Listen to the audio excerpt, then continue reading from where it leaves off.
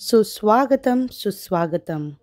तुम्हा सर्वांचं आपल्या आंबट गोड तिखट अस्सल घरची चव या यूट्यूब चॅनलवर स्वागत आहे. चला मग मित्रांनो, पाहूया झटपट असा आणि कमीत कमी वेळेत तयार होणारा रवा ढोकळा कसा बनवायचा तो. त्याच्यासाठी आपल्याला लागणारं साहित्य आहे दही, रवा, मीठ, खाण्याचा सोडा, तेल, मोहरी आणि कढीपत्ता. सर्वप्रथम एका पसरट भांड्यात आपण 1 वाटी असा रवा घेणार आहोत.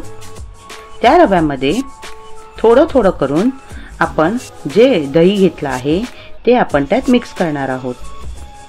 दही हे एकदम जाडसर नको आहे, थोडं पातळच दही घ्यायचं आहे. आपण रव्यात थोडं थोडं करून दही घ्यायचं आहे.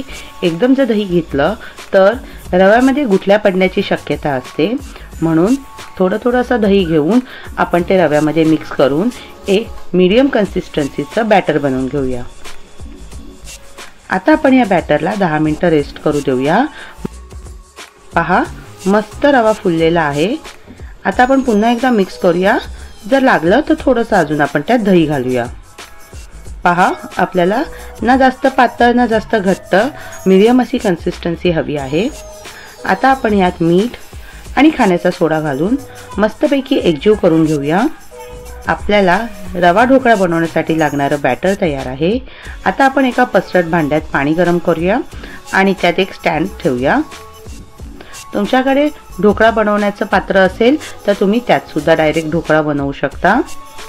आता मी एका ताटाला तेल लावून ग्रीस करून घेत आहे, म्हणजे आपला ढोकळा त्याला चिपकणार नाही. आणि आपलं जे बॅटर आहे त्यातलं थोडंसं बॅटर मी त्यात काढत आहे.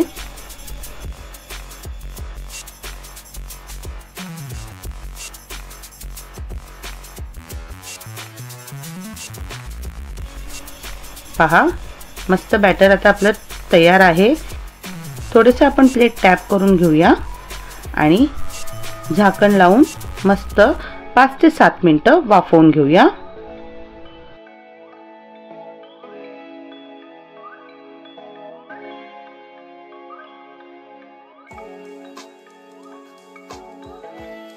पहा, मस्त 7 मिनिटं झालेली आहे.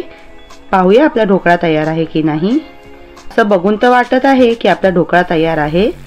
पहा, मी चाकू सुद्धा त्याच्यात टाकला आहे आणि चाकू एकदम मस्त क्लीन निघाला आहे, म्हणजे ढोकळा आपला तयार आहे.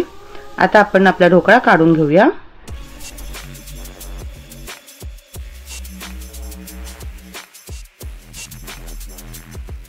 मी ढोकळा गरम असतानाच त्याचे तुकडे करून घेत आहे. आपल्याला हवे तसे मोठ्या आकाराचे, छोट्या आकाराचे आपण तुकडे करून घेऊया. आपला ढोकळा तर आता तयार आहे. आता वरून घालण्यासाठी आपण फोडणी तयार करूया. तुम्हाला आवडेल तशी फोडणी तयार करू शकता.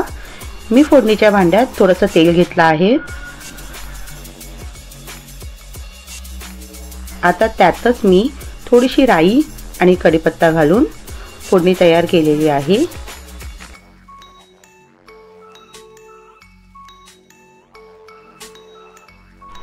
आपली फोडणी तयार झाली आहे. आता आपण ती ढोकळ्यावर पसरवून घेऊया.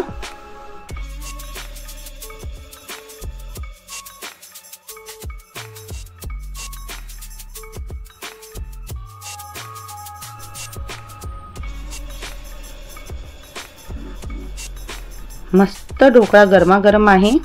आता आपण त्याला सर्व करूया. पहा, किती मस्त ढोकळा तयार झाला आहे आणि त्याचे तुकडे सुद्धा किती व्यवस्थित निघत आहेत.